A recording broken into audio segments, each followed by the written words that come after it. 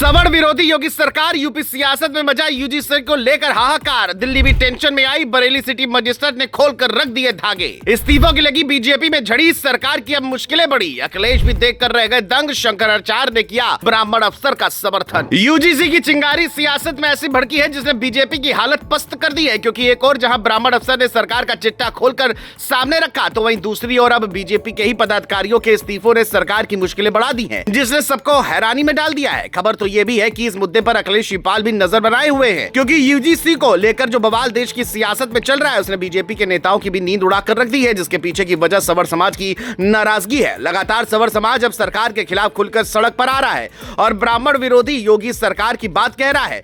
सिर्फ यही नहीं, यूपी के बड़े ब्राह्मण अफसर ने जो कहा है उसे जानकर आप भी हैरान हो जाएंगे, जिसके बारे में आपको सब बताते हैं। दरअसल यूजीसी के नए नियमों से उठी चिंगारी ने ऐसा रूप लिया है कि सरकार के भीतर और बाहर दोनों जगह हलचल तेज हो गई है। बरेली के सिटी मजिस्ट्रेट अलंकार अग्निहोत्री का इस्तीफा इस पूरे आंदोलन का सबसे बड़ा चेहरा बन गया है। एक प्रशासनिक अफसर का खुलेआम यह कहना कि सामान्य वर्ग के साथ अन्याय हो रहा है, अपने आप में बड़ा सवाल है। सवाल उठता है कि जब सिस्टम का हिस्सा रहा एक अफसर ये बात कह रहा है कि आम लोगों के भीतर कितना गुस्सा भरा हुआ है। यही वजह है कि ब्राह्मण समाज सड़कों पर उतर आया है और सरकार को सीधी चुनौती दे रहा है। नारे अब सिर्फ विरोध के नहीं बल्कि चेतावनी के लग रहे हैं। हालांकि इस कहानी का दूसरा बड़ा मोड़ तब आया जब खुद अलंकार अग्निहोत्री ने सामने आकर अपनी बात रखी। उन्होंने कहा कि ये लड़ाई सिर्फ यूजीसी नियमों की नहीं बल्कि सम्मान की है। प्रयागराज माघ मेले की घटना का जिक्र करते हुए उन्होंने बताया कि संतों और शंकराचार्य के शिष्यों के साथ जो हुआ उसने पूरे ब्राह्मण समाज को अंदर तक हिला दिया है। चोटी पकड़ने जैसी घटना को उन्होंने पूरे समाज का अपमान बताया। इसके साथ ही उन्होंने यूजीसी के नए नियमों को एक तरफा करार दिया और कहा कि समता समिति के नाम पर सामान्य वर्ग के छात्रों को फर्जी मामलों में फंसाया जा सकता है।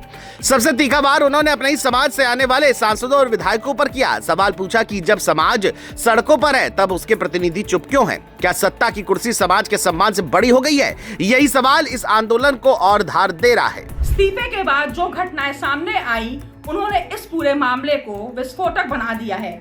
अलंकार अग्निहोत्री का आरोप है कि उन्हें डीएम आवास में घंटों रोका गया। उनका कहना है कि लखनऊ से दबाव आया और अपमानजनक भाषा का इस्तेमाल किया गया। रात भर रोके जाने की बात ने कई सवाल खड़े कर दिए हैं। क्या एक अफसर का सवाल पूछना अब अपराध बन गया है? सरकारी आवास छोड़ना और अब परिचितों के यहाँ रुकना यह दिखाता है कि मामला अब सिर्फ प्रशासनिक नहीं बल्कि सियासी हो चुका है। उनके आवास के बाद प्रदर्शन शुरू हुआ। ब्राह्मण संगठनों के साथ विपक्षी दलों के लोग भी नजर आए। भीड़ में एक ही सवाल गूंज रहा था कि क्या सरकार आवाज उठाने वालों को दबाना चाहती है? शंकराचार्य अभिमुक्तेश्वरानंद का बयान इस आग को और हवा देता है, जिसमें उन्होंने कहा कि संतों के सम्मान को ठेस पहुंचाने का परिणाम सरकार को समझ लेना चाहिए। अब कहानी का सबसे अहम हिस्सा बीजेपी के भीतर मची हलचल है। लखनऊ में बीजेपी के मंडल महामंत्री अंकित तिवारी और उनके साथ 10 पदाधिकारियों का इस्तीफा इस बात का संकेत है कि असंतोष सिर्फ सड़क पर नहीं बल्कि पार्टी के अंदर भी गहराता जा रहा है। आरोप लगाया गया कि पार्टी अपने मूल विचारों से भटक रही है और यूजीसी कानून भविष्य के लिए विनाशकारी है। अब सवाल यह है कि क्या ये इस्तीफे की झड़ी यही थमेगी या फिर आने वाले दिनों में और नाम सामने आएंगे?